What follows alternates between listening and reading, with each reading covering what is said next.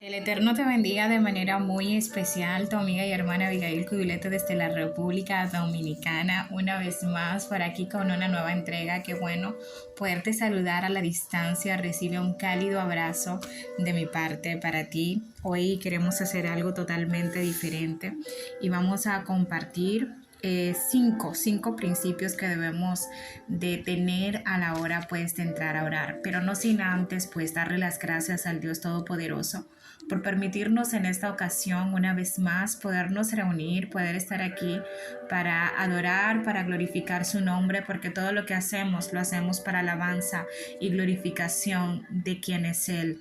Bendecimos al Dios Todopoderoso por su amor, por su paz, por su regocijo, por todo lo que nos ofrece día a día. Bendecimos a Dios porque siempre ha sido fiel con nosotros, porque siempre ha permanecido ahí, porque como siempre he dicho, quizás muchas personas se han ido de tu vida, muchos prometieron estar contigo, sin embargo ya no lo están. Pero Dios ha permanecido por encima de todo lo que has vivido, de todo lo que tus ojos han visto. Dios ha permanecido siendo fiel. Y hoy exaltamos su plenitud, exaltamos su esencia, exaltamos a ese Dios poderoso, a ese Dios sublime, a ese Dios que a pesar de tener un reino tan majestuoso, siempre tiene su mirada en aquellos que Él ha llamado hijos. Hoy vamos a estar hablando de esos 5 tips para permanecer en la oración.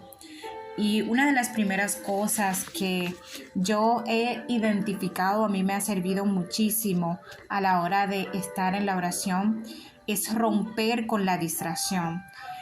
Es no tener ningún obstáculo a la hora de yo tener mi momento con Dios. ¿Qué significa esto? Que cuando voy a la presencia del Señor, número uno, tengo que tratar de ir sin preocupaciones, tengo que tratar de ir con una conciencia alineada a su espíritu. ¿Por qué? Porque la distracción puede provocar que la misma presencia del Señor, aunque esté ahí, tú no puedas apreciarla.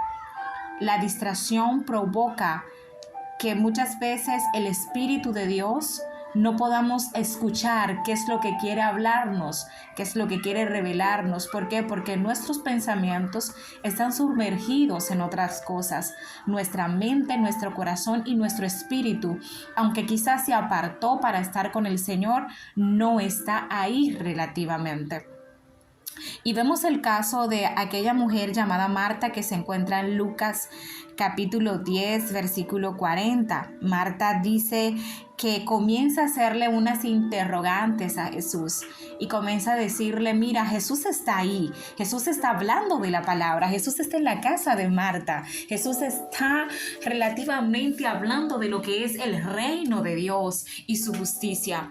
Pero Marta está preocupada porque Marta quiere servirle a Jesús de una manera en la cual Jesús no necesita que Marta le resuelva nada.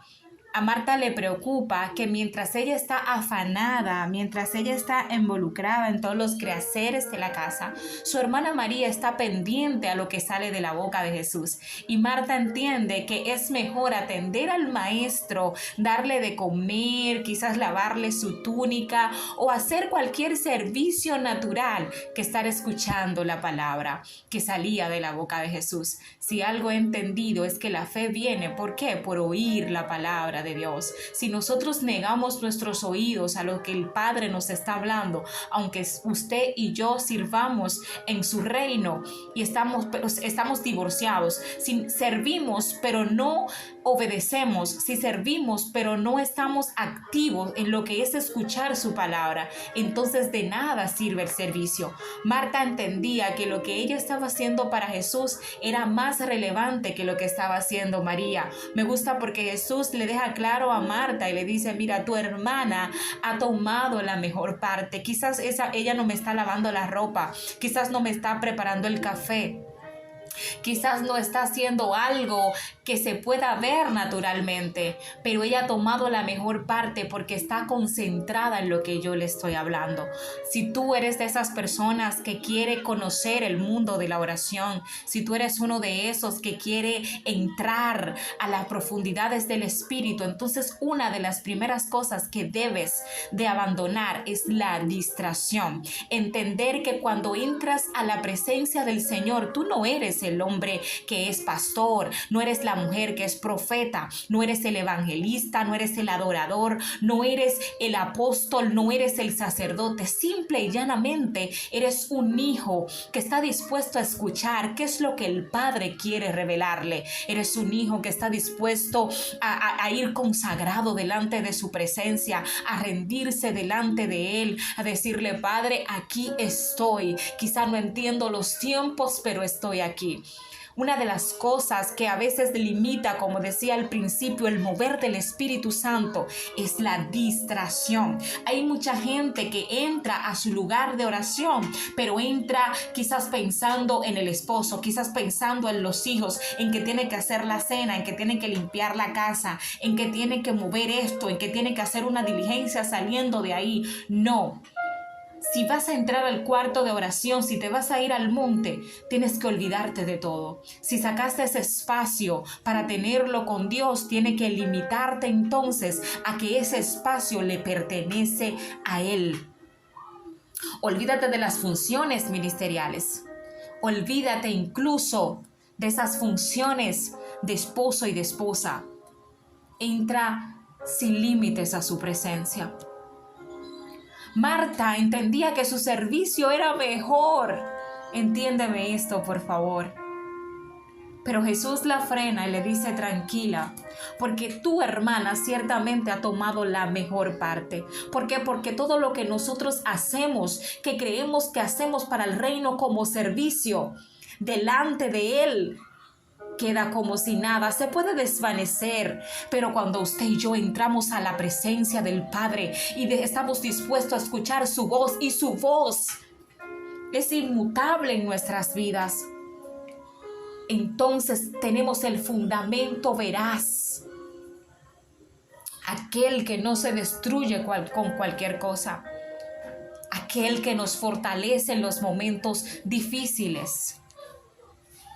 Si decidiste entrar a su presencia, entra con la intención de que tienes un encuentro con alguien especial. Cuando tú te vas a reunir con un novio, cuando te vas a reunir con alguien a quien tú estás conociendo inicialmente, lo primero que tú haces es que, como no quieres ser interrumpido, apagas el teléfono. Lo primero que tú haces es que, si es en tu casa, tú hablas con las personas de tu casa para decirle: no me interrumpan mientras esté ahí con tal persona. No vayan a salir, no vayan a hacer esto, porque tú no quieres que esa conversación que tú anhelas y que tú esperas con ansias sea interrumpida por cualquier cosa. Lo mismo pasa con la presencia del Señor. ¿Cuántas veces quizás Marta no fue a donde María a decirle: necesito que me vengas a ayudar en la cocina, necesito que me tiendas la ropa, necesito que me laves el baño, necesito que me hagas tal cosa? Pero Marta no sabía que ciertamente María estaba haciendo lo mejor, que era no permitir que nada le distrajera de escuchar la voz del Maestro. Otra de las cosas que debemos hacer, lo segundo, es preparar ese ambiente. ¿Qué es preparar el ambiente? Usted me diría: pero Abigail, yo puedo orar en cualquier momento. Yo de hecho, yo oro en la cocina, yo oro en el baño cuando me estoy bañando, yo oro en la habitación, yo oro en todo tiempo. Yo en todo tiempo trato de tener una comunicación directa con mi Padre. Pero siempre hay un momento especial en el que nosotros sacamos para estar a solas con Él, sin distracciones, sin nada, como decía ahorita. Debemos de preparar ese ambiente. ¿Y cómo se prepara ese ambiente? Simple. A veces tú me puedes decir: Abigail, es que yo no tengo una habitación como tú la tienes. Abigail, es que yo no tengo esto, es que yo no tengo aquello. No, simple. Te aseguro que tú tienes que tener un rinconcito en tu casa en el cual tú puedas preparar, que cuando en tu casa te vean en ese rinconcito, sepan que el hombre o la mujer de Dios está buscando a Dios. Preparar ese rinconcito, ya sea perfumar ese lugar en donde tú te reúnes con tu amado, ya sea poner una almohada bien bonita. Sí, porque hay momentos en donde nosotros vamos a reposar en la presencia del Señor. Y me diría usted, pero ¿para qué una almohada? No es para que te vayas a acostar, claro está. Pero sí, es como esa decoración que podemos hacer para que se vea bonito. Esa habitación, ese rinconcito, ese closet. Tengo amigos, tengo amistades que han sacado un closet para reunirse con el Señor. Que entran a ese closet y se olvidan de todo. Pero ese closet está perfumado. Ese closet tiene sus peticiones. Ese closet tiene palabras bíblicas específicas que el Señor mismo ha traído a su espíritu. Si tú no recurres a la oración y estás escuchando esto y me preguntas, Abigail, ¿y cómo yo puedo preparar ese espacio en mi vida? Yo te voy a responder de la siguiente manera. La palabra dice que todo lo que hagamos, lo hagamos como para el Señor, y todo lo que tiene que ver con Él amerita honra, excelencia. Si vas a sacar, si dices, bueno, yo tengo tal rinconcito, ya sea en la cocina, ya sea en la sala, ya sea en mi habitación, es que mi casa es pequeña, pero tengo este rinconcito que yo puedo sacar para el Señor. Entonces voy a buscar todo lo que yo entienda en mi espíritu, en mi corazón, que le pueda agradar al Espíritu de Dios. Si hay algo que pensaste en poner y a lo mejor el Espíritu no se siente cómodo, Él te lo va a dejar saber. Él te va a decir lo que le gusta y lo que no. Pero siempre preparar ese espacio para poder estar con el Espíritu de Dios.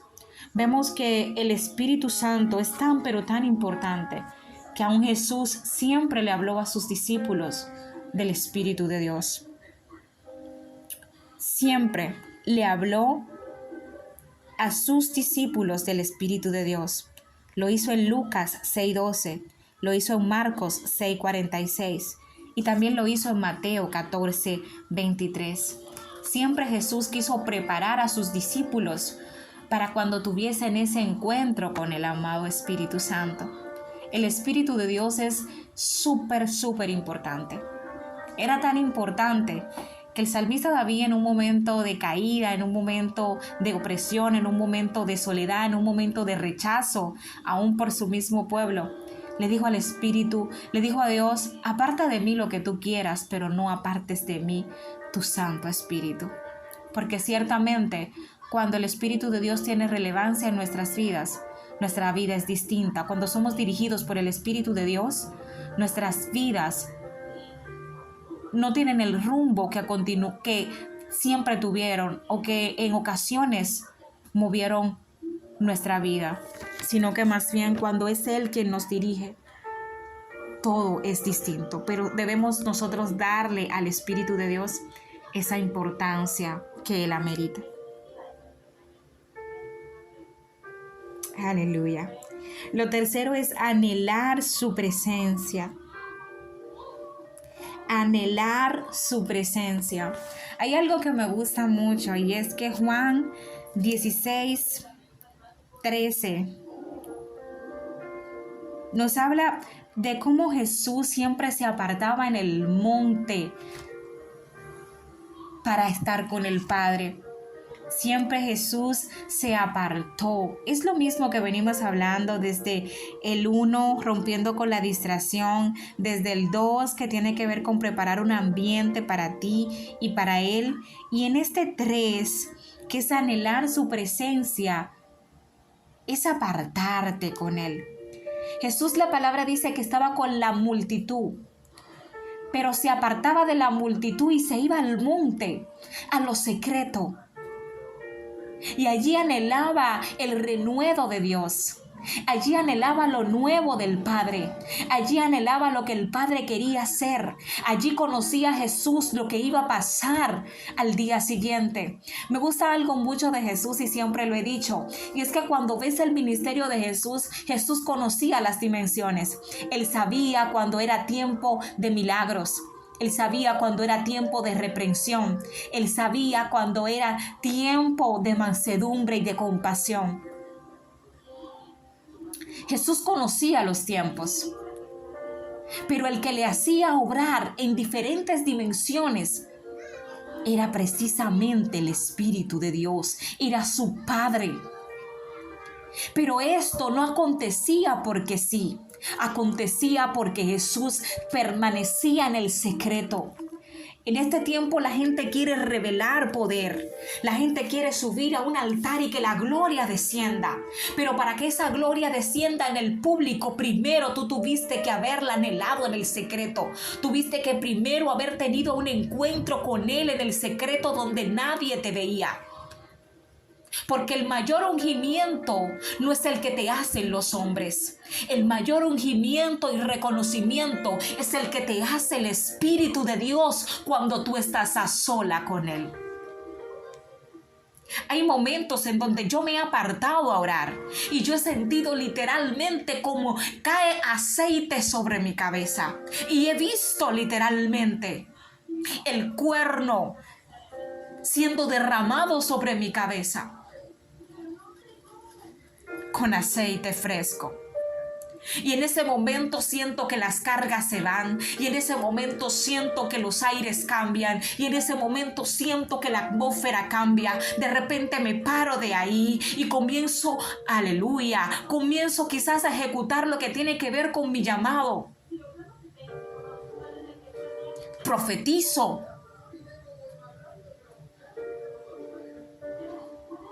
Pero primero estuve en el secreto, en donde se me dio un reconocimiento que me trae honra en lo público.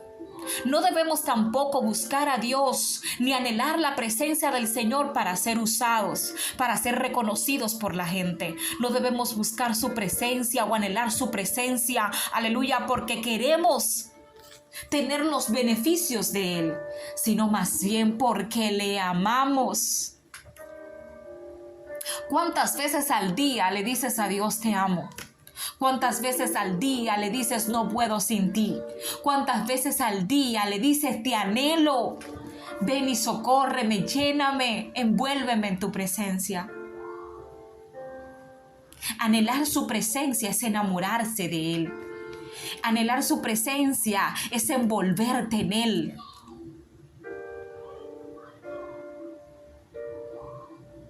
Jesús se iba al monte, se apartaba y oraba, buscaba su rostro.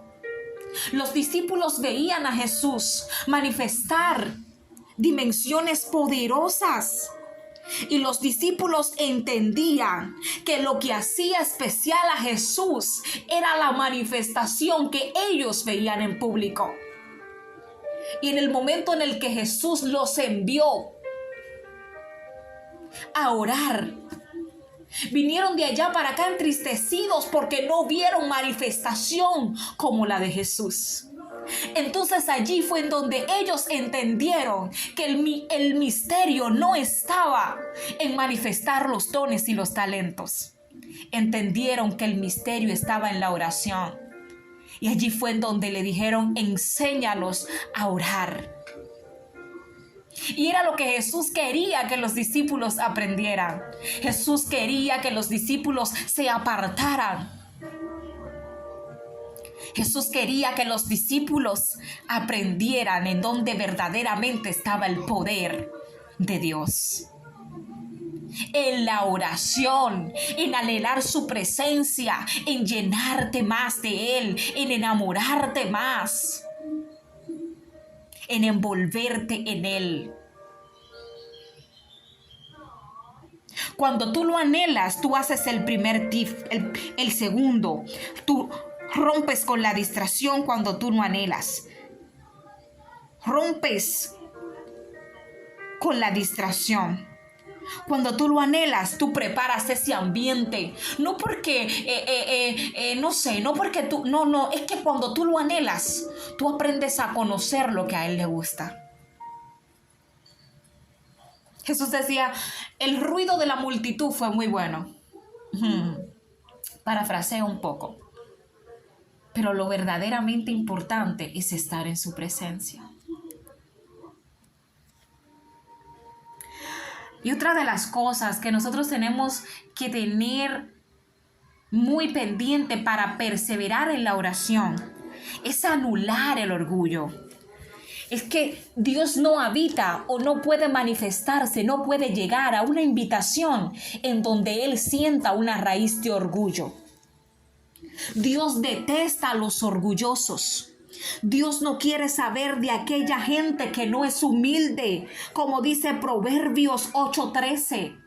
Dios no quiere ver gente humilde. Dice la palabra también que al altivo y al orgulloso lo mira desde lejos, mas su mirada atiende al humilde. Tú quieres sentir la presencia de Dios, entra con humildad a su presencia. Tú quieres sentir como el poder de Dios te abraza, sé humilde. No solamente cuando estás en su presencia, no solamente cuando estás en ese lugar que preparaste para Él, no solamente cuando soltaste la distracción, sino también cuando estás allá afuera con la gente que te rodea. Sé humilde con aquellos que no te conocen, sé humilde con los que te conocen. Ten un corazón afable con aquellos que necesitan de ti. Ten un corazón perdonador, ten un corazón restaurador. Ten un corazón que muestre la misericordia de Dios. A los humildes el Señor atiende. El Señor no atiende a aquellos que tocan su puerta con arrogancia, como lo hizo Naamán cuando fue a buscar el favor de Dios a través del profeta Eliseo. Naamán fue soberbio, lleno de soberbia. Fue con las insignias que demostraban que él era un gran capitán del ejército de Siria. Pero no entendió que para acercarse a la presencia se necesita la humildad de espíritu, que es la que trae a ese consolador. Aleluya. Es la que conquista a ese amado Espíritu Santo que se manifiesta y se revela a favor de nuestras vidas.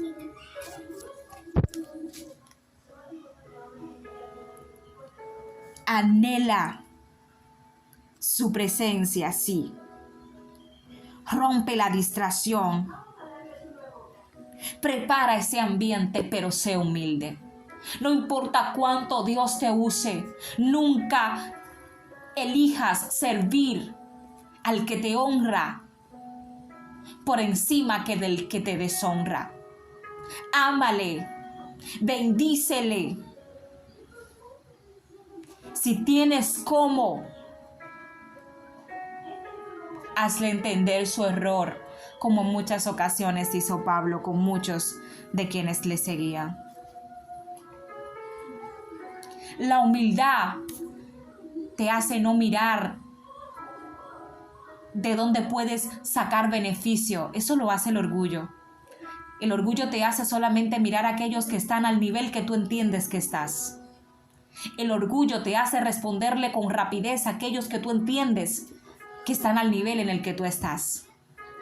Pero la humildad te hace responderle al humilde, te hace responderle a aquel que está por debajo de ti con la misma educación, con el mismo amor, con la misma templanza que lo hiciste, con el que entendiste que te podía dar beneficios. Al humilde Dios lo mira desde cerca. ¿Quieres ser atendido en la oración? ¿Quieres ver cosas poderosas? Sé humilde. Pero no seas humilde solamente en la presencia. Que tu humildad permanezca cuando salgas de ella.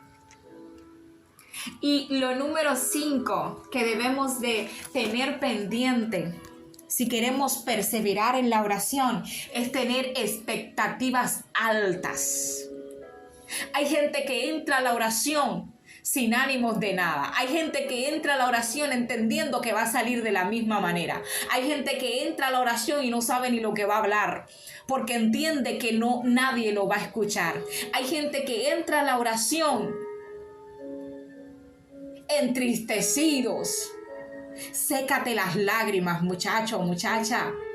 Entra dando voces de júbilo, adorando, glorificando, que si vas a llorar es porque la presencia te ha tocado. Que tú entiendas que tus palabras no se están yendo al vacío, sino que el Padre está delante de ti y está escuchándote. Ten expectativas altas.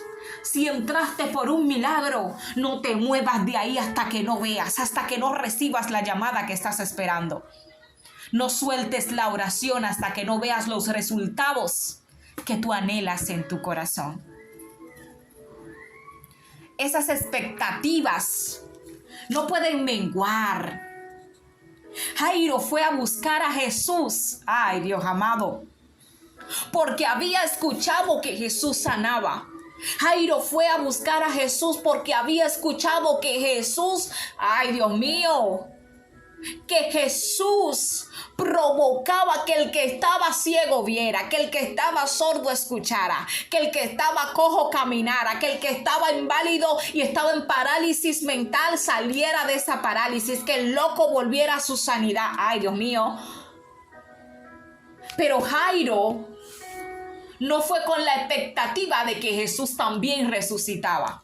Cuando le dieron la noticia de que su hija había muerto, su fe menguó. Cuando le dieron la noticia de que la hija había muerto, sus expectativas se fueron para el suelo, porque él fue buscando al Jesús que sanaba. Él fue buscando al Jesús que restauraba.